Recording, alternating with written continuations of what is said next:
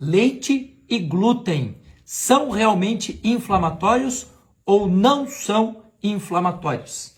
Essa semana nós tivemos aí um personagem, um médico bastante famoso, fazendo um vídeo que viralizou bastante e que o cara destrói completamente a ideia de consumo de leite e de pão.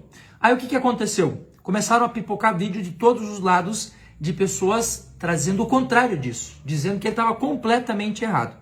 E eu acho que quando a gente polariza as coisas demais, quando a gente radicaliza as coisas demais, a gente tira a possibilidade de ter lucidez sobre aquilo que a gente está falando. E eu acho que agora é a hora de a gente fazer algumas explicações aqui para que as pessoas possam ter, pelo menos aquelas que me seguem e sabem da minha seriedade, um pouco mais de clareza sobre esse assunto. O que eu vou dizer para você? O leite e o pão são sempre inflamatórios? Informação errada. Leite e pão nunca são inflamatórios? Informação errada. Vamos entender o seguinte. A legislação brasileira permite que nós tenhamos até 100 mil bactérias por ml de leite. Aí você vai dizer, pô, mas a bactéria está morta, doutor Júlio. É verdade. A bactéria passou por um processo, o leite passou por um processo UHT e ele foi elevado a temperatura, baixou a temperatura, mataram-se os bichinhos. É verdade. Só que o corpo desse bicho, o corpo desse patógeno, continua lá. Se eu tomo esse leite e eu estou com o meu intestino com baixa acidez, com baixa produção de enzimas e com hiperativação inflamatória ou hiperativação autoimune, automaticamente o leite que eu vou tomar vai criar um processo que nós chamamos de tempestade de citocinas, que é inflamatório. Então, se você diz que o leite nunca é inflamatório, essa informação está errada, porque ele tem momentos em que ele pode ser pró-inflamatório, sim. Caso do glúten. Legislação brasileira permite que para cada 100 gramas de farinha, nós podemos ter até 76 partes visíveis de inseto, isso sem contar a quantidade de fungos e outros patógenos que tem aqui na farinha.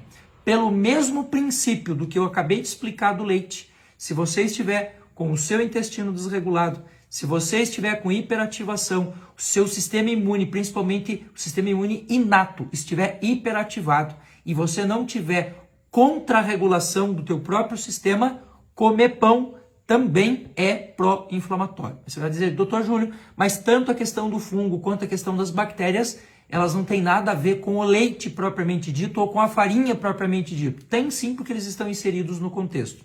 Mas se você ainda não está convencido, eu quero te falar de duas coisas que tem, uma no leite e uma no pão, que são pró-inflamatórias. No leite, nós temos uma mudança quando você vai olhar para a cadeia, né, de que forma ali de aminoácidos da proteína, principalmente da proteína que tem no leite, você vai ver que lá no aminoácido 68 por 69 existe uma alteração que no intestino, quando desregulado, vira beta-caseomorfina 7, que é pró-inflamatório, que causa lentidão no processo de digestão e que vai fazer com que você tenha um rompimento das células que mantém a integridade do seu intestino, as chamadas tight junctions. Então, se eu estou consumindo leite nessa condição, por uma segunda via, ele é pró-inflamatório. Se você pegar o pão, a proteína do pão vai formar uma coisa chamada beta-gliadina, que pelo mesmo princípio do que eu acabei de falar do leite, vai fazer uma ação inflamatória. Bom, já entendemos que em alguns casos o leite e o pão são inflamatórios. São inflamatórios em todos os casos? Aí é que é o problema de nós termos a polarização. Não é inflamatório em todos os casos. Se eu estou com o meu intestino regulado, se eu estou com nível de acidez ok, se eu estou com fluxo de enzimas ok, você vai comer o seu pão, vai tomar o seu leite e você não vai sentir absolutamente nada. Por isso, senhoras e senhores, quando a gente fala desse processo pró-inflamatório que tem tanto num quanto no outro, isso depende essencialmente de quão regulado você está. de quão predisposto a processar essa informação que está chegando ali para o seu organismo, você está. Então, nem a gente pode radicalizar para o extremo dizendo que toda a situação em que pão e leite são consumidos são inflamatórios, e eu nem posso negar, por outro lado, que em alguns casos eles são sim inflamatórios. Para fechar a conversa e para você ir dormir tranquilo, não existe nada no planeta que seja mais objetivo para você saber se isso que eu estou falando para você faz algum sentido ou não, do que você experimentar os dois.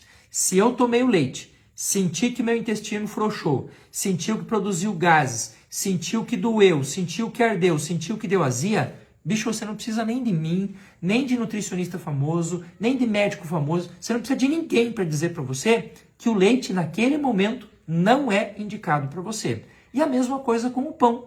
Comi o pão, tomei o leite, não teve reação nenhuma. Eu estou indo no banheiro certinho. Eu não tenho nada que indique inflamação corporal. Não tenho nenhum sintoma. Bicho, segue a vida, cara. Esse terrorismo que a galera cria, tanto de um extremo para um lado quanto do extremo para o outro, as pessoas ficam perdidas.